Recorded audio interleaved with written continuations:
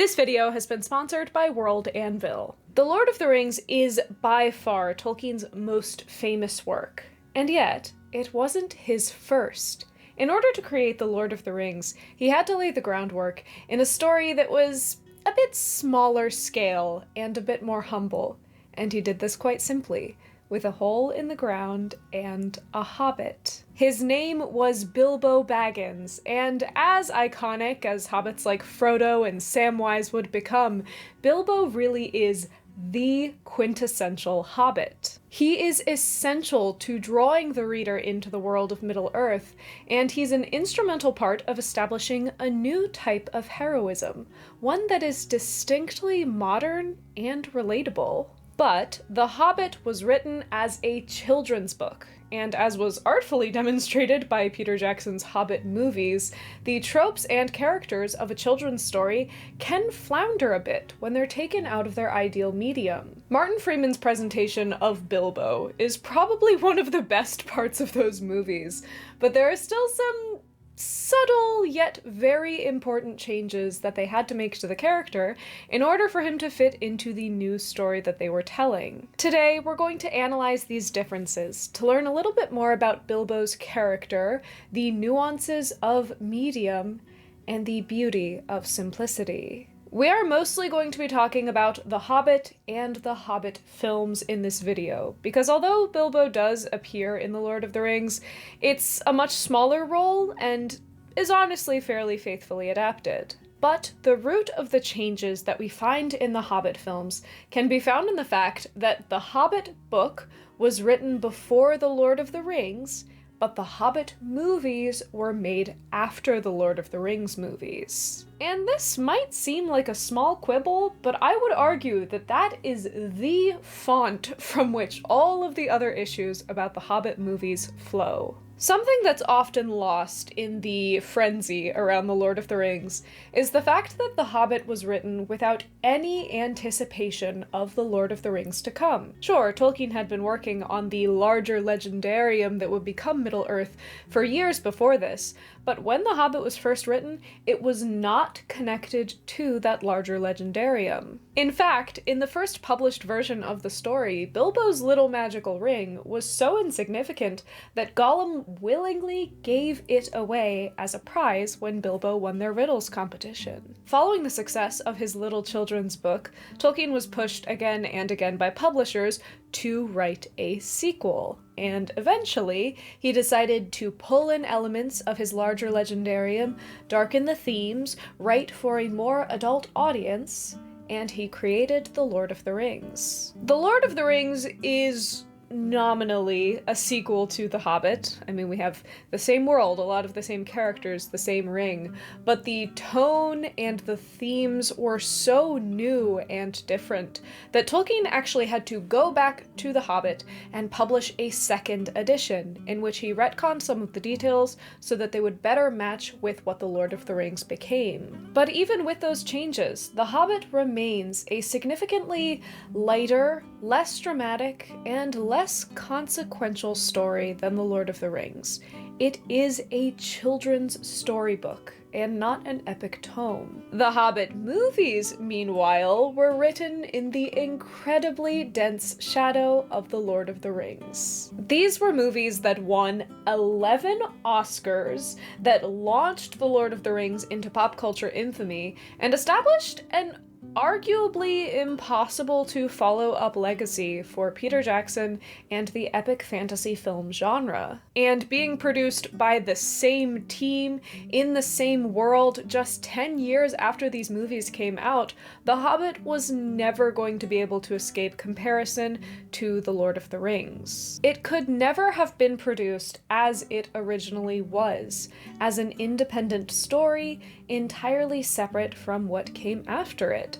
It was a prequel, and that came with all of the baggage that prequels come with. And yet, out of all of this mess, we have Bilbo.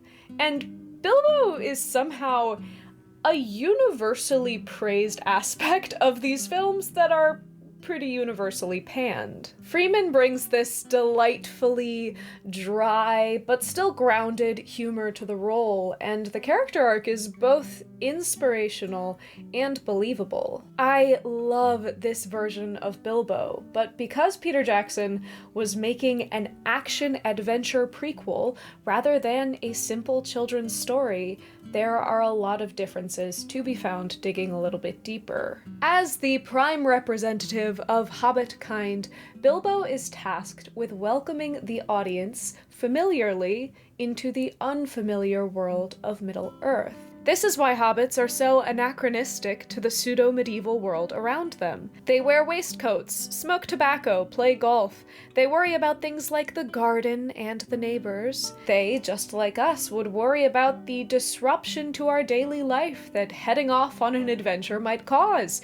It could affect our credit scores. But by taking these hobbits, these very familiar hobbits, out of their comfort zones and into the wider world, Tolkien takes each of us by our hand and draws us into the adventure with them. But if you are interested in going on a bit of an adventure yourself, let me tell you about the adventure of a lifetime, building your own universe using this video's sponsor, World Anvil. World Anvil is a world-building, writing, and game mastering desktop software made to support everyone's creative endeavors, from writers to historians to gamers. World Anvil provides an interactive feature to annotate pre-existing maps, and you can create chronicles, which combine timelines and maps to let you plot events across time and space. I think my favorite feature of theirs is the wiki-style presentations, which is just such an intuitive and fun way of keeping all your info organized. World Anvil is great for writing and for world building, but it is perfect for tabletop gaming. It supports over 40 gaming systems, including D&D 5e, and you can even use it to create your own original system. Their character management is also stellar, including character sheets, journals, spellbooks, and more. If you've been in search of a tool that's going to help you create, organize, and present your fantasy worlds, you should give World Anvil a try. Just head on down to worldanvil.com and use my code SHIRE to get 51% off any yearly subscription. Thank you so much to World Anvil for sponsoring this video and supporting the channel, and thanks to all of you for checking out my sponsors. Bilbo is both a protagonist and an audience surrogate, and he perfectly encapsulates the pull that we all probably feel between regularity and mundane consistency and the wild world that we know lies just beyond the garden gate. Just like us, he loves to lose himself in stories of adventure, but balks at the concept when a wizard invites him on one. It's almost painfully relatable. Martin Freeman does an excellent job of portraying the affects of just a regular guy.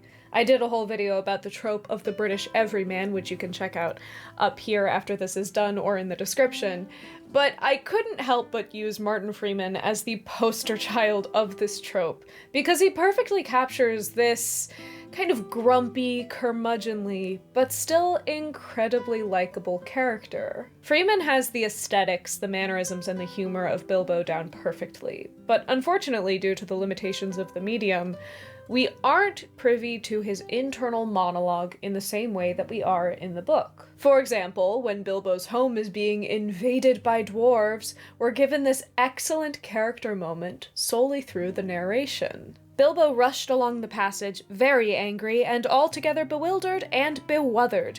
This was the most awkward Wednesday he ever remembered. The word choice here is just so intentional and so perfect. The use of bewildered and bewothered gives us the impression of a man who hides his emotions behind a thesaurus, even in the privacy of his own mind.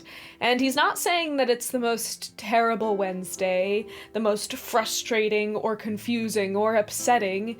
This is the most awkward Wednesday. To Bilbo, the most unfortunate thing about his home being turned into an impromptu dwarf mission planning center is that it's just kind of socially uncomfortable. Of course, the nuances of a human performance carry Bilbo's character very well, but the emotion will never be crystallized as precisely as the book's narration allows. We see this crop up again as the dwarves sing of the misty mountain cold, and I truly, truly just love this scene. That's why I bring up this quote from the book as often as I possibly can.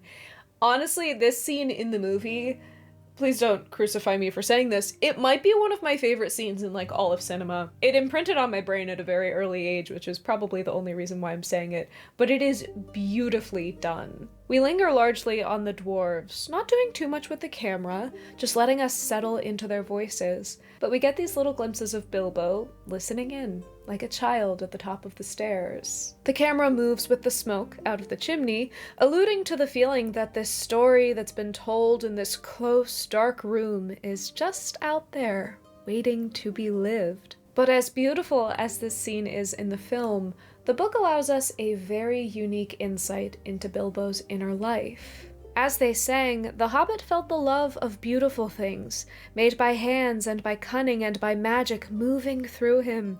A fierce and jealous love, the desire of the hearts of dwarves. Then something tookish woke up inside him, and he wished to go and see the great mountains, and hear the pine trees and the waterfalls, and explore caves, and wear a sword instead of a walking stick.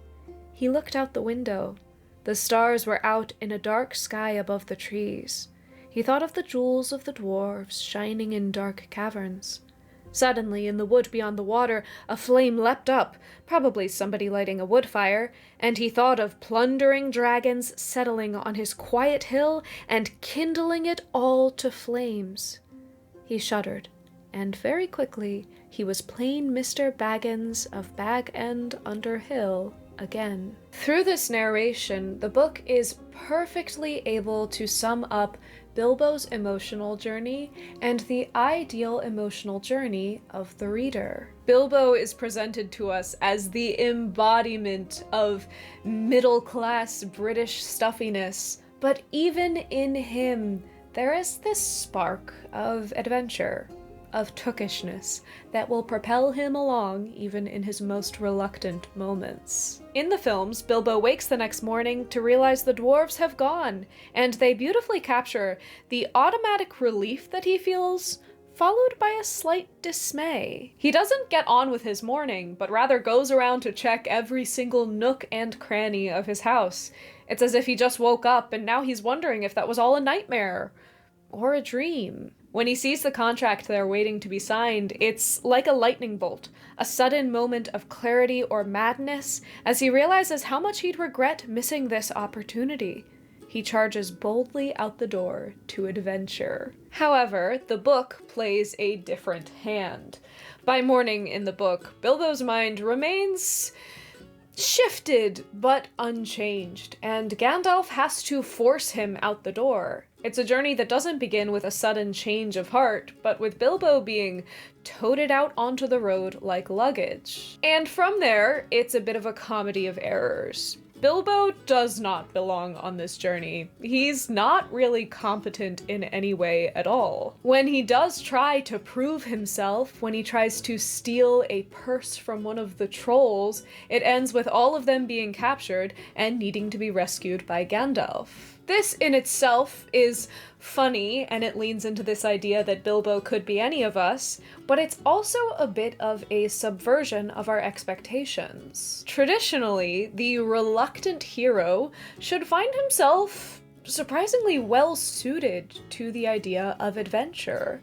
Using his different perspective and his unique wisdom, he should be able to solve problems and save the day, proving that a hero doesn't need to have a hero's blood or training, but he just needs to be pure of heart. But Bilbo, he continually falls short of what fairy tale expectations dictate he should be. And in my opinion, That's the charm of his character. That is what allows him to be such an effective audience surrogate. As much as we all like to aspire to heroism, I know myself well enough to know that if I were in Bilbo's place, I probably would not fare much better. This subversion through Bilbo's character is not maintained by the films, and they use the run-in with the trolls as Bilbo's first example of heroism, the first time that he proves himself. He approaches not to steal a purse, but to steal a knife in order to free the ponies. It is a very noble goal, and not as self-serving as what he was trying to do in the book. When he fails, they're all captured, but it is Bilbo and not Gandalf who ultimately saves the day, biding time until the wizard arrives and morning comes. It isn't quite yet outright fairy tale prince heroism, but he is doing significantly better than book Bilbo. Next up, we have Bilbo's encounter with the creature Gollum in the caves.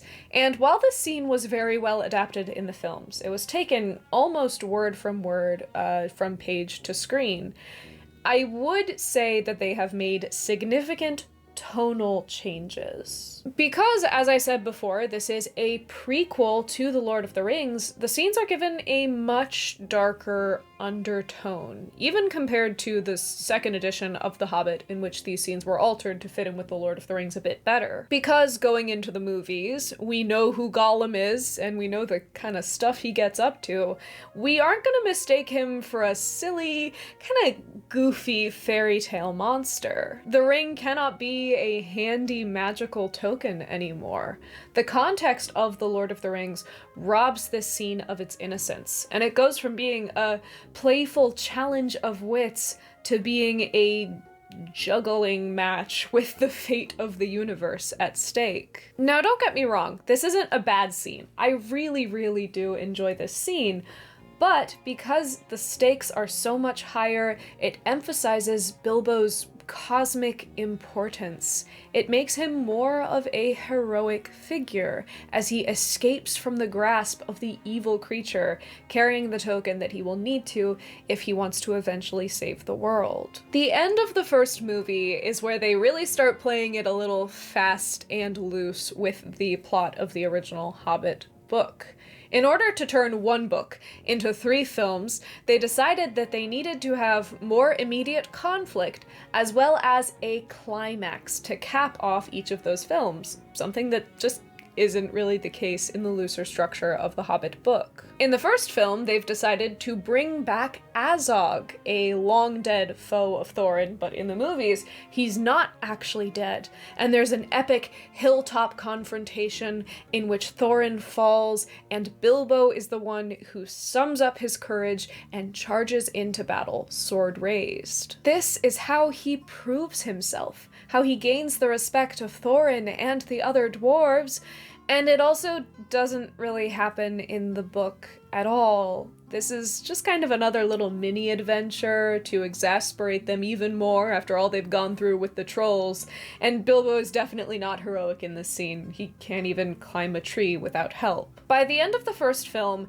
Bilbo is exhibiting a direct fairy tale kind of heroism that he never really shows in the book, and we'll investigate more why that is later. But in part, it is simply due to timing. In the book, Bilbo doesn't really need to make any great leaps forward in terms of character development. We're only on chapter 6. Meanwhile, in the movies, we have spent upwards of 3 hours with this character, and they needed to get the relationships moving. They needed to get the dwarves to feel something other than just contempt or pity for Bilbo, and the best way that they saw to do that was to elevate him to their level, for him to show the kind of heroism that dwarves expect and respect. Bilbo is, and will remain, an audience surrogate character in the book.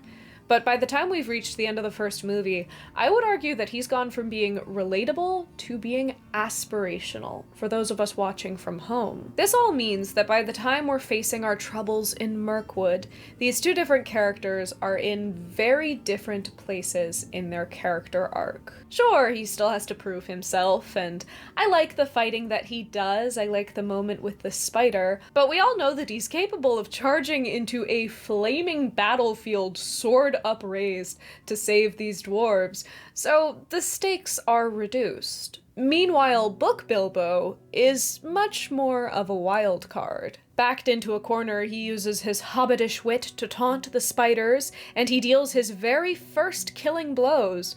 But even then, he has a long way to go. We don't quite trust him to save the day yet. This means that when the dwarves are captured by the elves and Bilbo is the only one left free to save the day, we're not quite sure if Bilbo is going to be able to do that. And our insight into his internal monologue allows us to see just how extreme of a struggle he's going through. Poor Mr. Baggins. It was a weary long time that he lived in that place, all alone and always hiding, never daring to take off his ring, hardly daring to sleep, even tucked away in the darkest and remotest corners he could find. He often wished, too, that he could get a message for help sent to the wizard, but that, of course, was quite impossible, and he soon realized that if anything was to be done, it would have to be done by Mr. Baggins, alone and unaided. Bilbo of the books is never not just a little bit of a coward at heart. He's the kind of person that is going to run through every possible alternative option before he does anything that could be considered even remotely heroic. This is not the kind of Bilbo that would run out the door to adventure or charge into a flaming battlefield. But that means that his victories, especially the ones that are kind of clever and sneakily done, they really feel earned. These are choices that he is making that are inching him closer and closer to the very unique model of heroism that he comes to embody. The run-in with the dragon Smaug is another one of those scenes that is adapted pretty closely from the text of the book, but is given much darker significance by way of its association with the Lord of the Rings. As a denizen of evil, Smaug is part of the larger picture, identifying the precious item Bilbo carries and evoking the looming danger of Sauron. In the book, as with Gollum, Smaug is able to be played a little bit lighter, without the fate of the world stakes that we are anticipating in The Lord of the Rings. These scenes are filled with danger, but it's a much lighter feeling. The movies, of course, follow up this pretty decent scene with an absolute fever dream garbage dump as the dwarves use hijinks to defeat a dragon, but they use this once again as an opportunity for Bilbo to show his courage. The book holds out for Bilbo's most heroic moment, ironically, until after the dragon has already been defeated, as the Battle of the Five Armies is ramping up. It is a stroke of hobbitish genius for him to manipulate the terms of his contract to take the Arkenstone as his 1/14th share of the treasure and use it as a bargaining chip to try and stop the war from happening in the first place. It is shrewdly clever and a distinctly modern way of handling this fairy tale storybook problem, and it exemplifies the kind of courage that Bilbo is beginning to find in himself. He's never going to be a swashbuckling, sword-wielding hero of old, but he is able to make a difference by standing up and using his intelligence in the circumstances that he can. In the movies, this scene is not played necessarily as a key moment in Bilbo's character development, but rather as a key moment in the development of Thorin and Bilbo's relationship. Because of the time and space created by inflating one book into 3, we get to know the character of movie Thorin far more than we were ever supposed to get to know book Thorin. They've had an arc together, and when Bilbo takes the Arkenstone away from Thorin, you can viscerally feel the betrayal, The way that Thorin's mental decline is ruining his chances at greatness. It's still beautiful, it is still a very strong decision for Bilbo to make, but it is more significant in terms of their relationship rather than it being a really important moment for Bilbo's character development. Instead, the movies demonstrate Bilbo's courage on the battlefield. He wields a sword, fighting and killing at Gandalf's side, and he boldly acts against the wizard's wishes, charging into the heart of the battlefield to warn Thorin that something is amiss. He fights fiercely with sword and stone until he is knocked out just before the climax, waking to find Thorin on death's door. There are multiple acts here which are undeniably quite impressive and specifically heroic. In the book, however, Bilbo pretty much hides the whole time. He watches the battle from afar, and in fact, he's actually knocked completely unconscious way earlier, so that he misses almost all of the action, and he wakes up to find that it's all over. This was kind of always going to be a really challenging part of the story to adapt,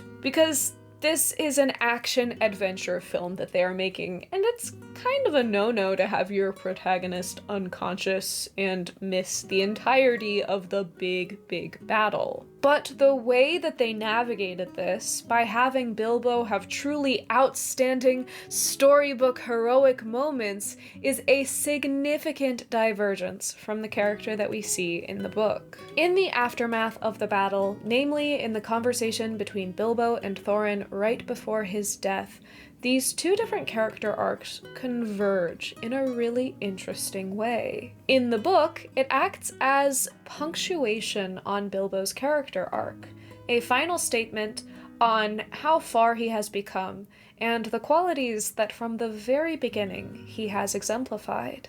"Farewell, King under the mountain," he said. "This is a bitter adventure if it must end so, and not a mountain of gold can amend it. Yet I am glad that I have shared in your perils. That has been more than any Baggins deserves." "No," said Thorin. "There is more in you of good than you know, child of the kindly West. Some courage and some wisdom blended in measure. If more of us valued food and cheer and song above hoarded gold, it would be a merrier world. But sad or merry, I must leave it now. Farewell." Then Bilbo turned away, and he went by himself, and sat alone wrapped in a blanket, and, whether you believe it or not, he wept until his eyes were red and his voice was hoarse. He was a kindly little soul. Indeed, it was long before he had the heart to make a joke again. "A mercy it is," he said at last to himself, "that I woke up when I did. I wish Thorin were living, but I am glad that we parted in kindness." "You are a fool, Bilbo Baggins, and you made a great mess of that business with the stone, and there was a battle, in spite of all your efforts to buy peace and quiet.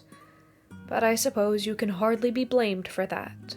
This scene is beautiful because of the way that it wraps up Bilbo's character. When Thorin admits that there is courage and wisdom in Bilbo, it's not because Bilbo transformed into the model of heroism that Thorin recognizes. It's because Bilbo proved that courage mustn't always mean charging into battle, that wisdom is sometimes clever and more than a bit sneaky. In a lot of ways, you might say that Bilbo failed.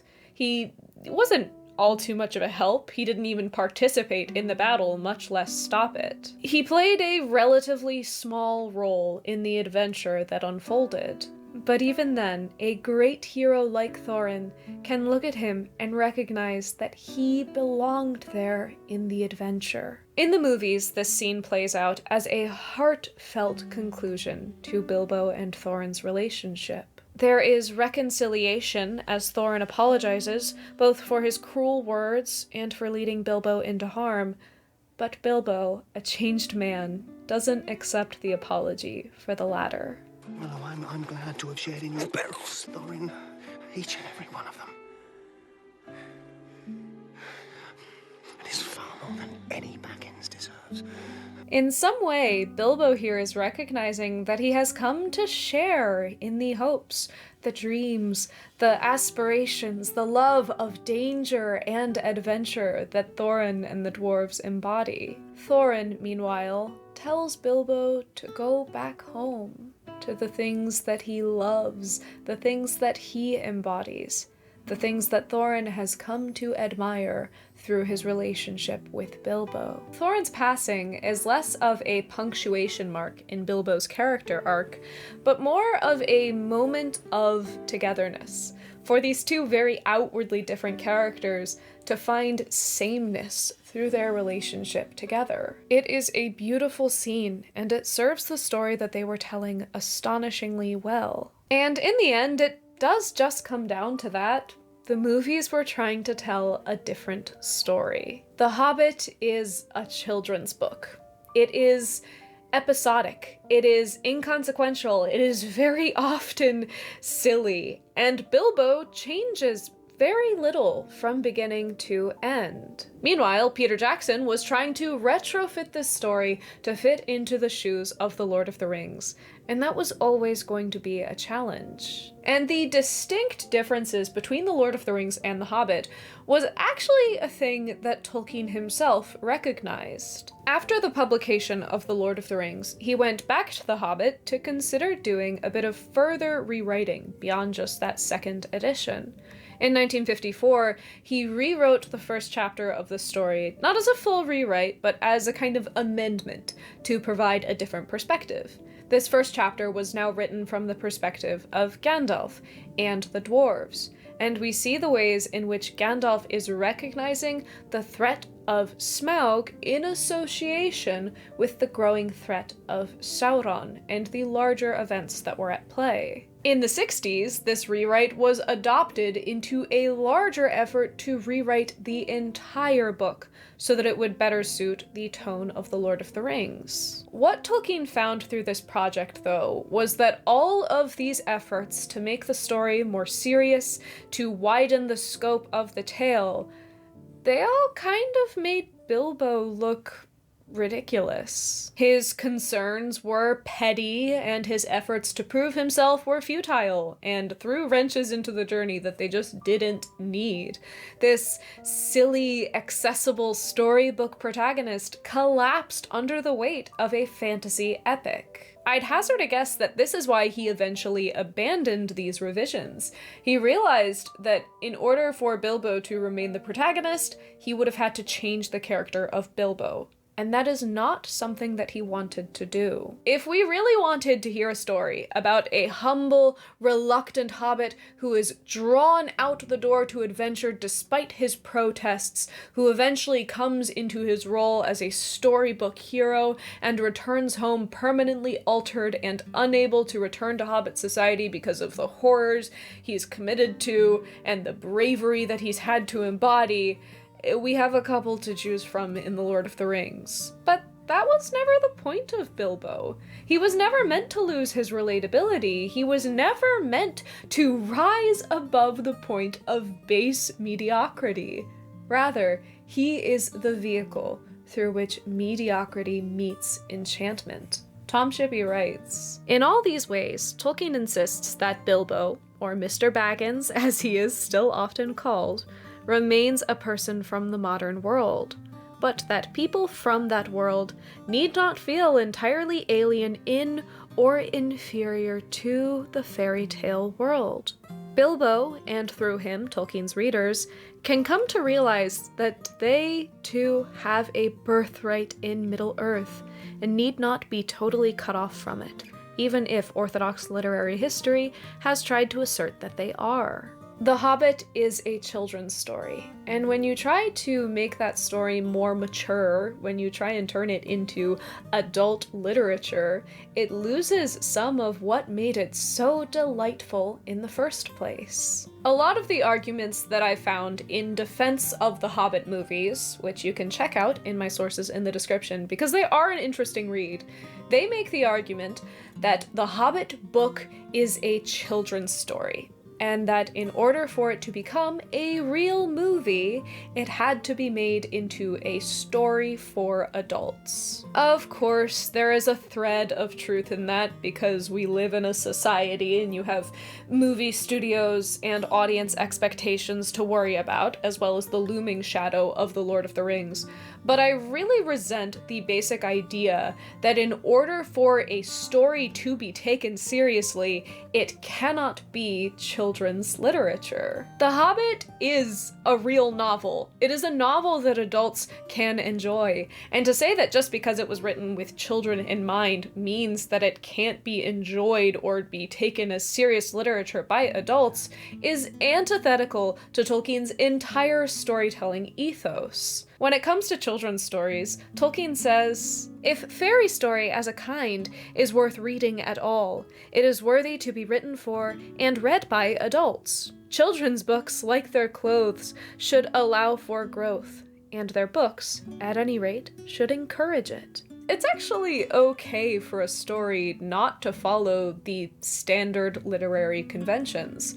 I've seen a lot of people complaining that The Hobbit is a picaresque novel, that it's little incidents, little mini adventures in sequence, following up from each other.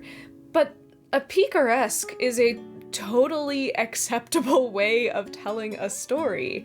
An episodic plot structure is an entirely legitimate way of telling a tale. Sure, Bilbo never becomes a true hero, he doesn't follow a standard character arc, but maybe that's not his fault, but the entire point of the character. The Hobbit is not as epic, as intense, as dramatic and consequential as The Lord of the Rings, but maybe that's not a flaw that needs to be patched up, but rather the thing that makes that story so special. The simplicity of The Hobbit, its more small-scale and humble style and tone, is arguably what the whole story is trying to say. There are a lot of things to complain about in the Hobbit movies, and I will readily admit that Bilbo is not one of them. I think he's one of the best parts of those films, but he does exemplify the larger problem at work.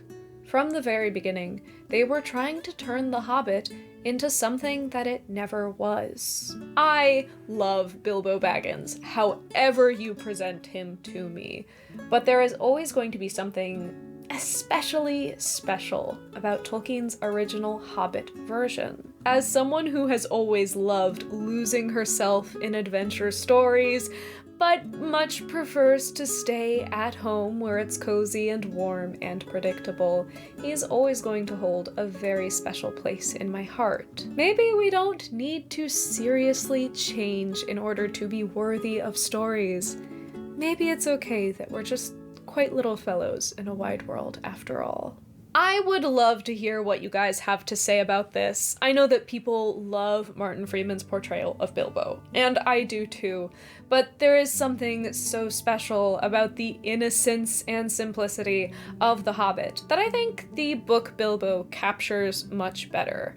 But I would really like to hear what you guys have to say in the comments. Just to keep y'all updated, there will not be a new video from me coming out next Friday because I'm still trying to get back on my feet after the holidays, and also just because I'm trying to be better this year about sometimes taking weeks off. The real problem here is that I just need more time in the day so that I can read, so that I can make more videos. And that's something I am trying to get better at doing, and I'm telling you guys this to keep you updated, but also so that you'll hold me accountable and so that you'll yell at me if I publish like 8-hour-long videos in a row, because that's not healthy and I can't do that and I need to stop. Give this video a like if you enjoyed it, and consider subscribing if you want to come back almost every week to hear me talk about The Lord of the Rings, the art of storytelling, and the other stuff that I like to talk about. Thank you so much for joining me this week, and I hope that you have a very happy Hobbity day.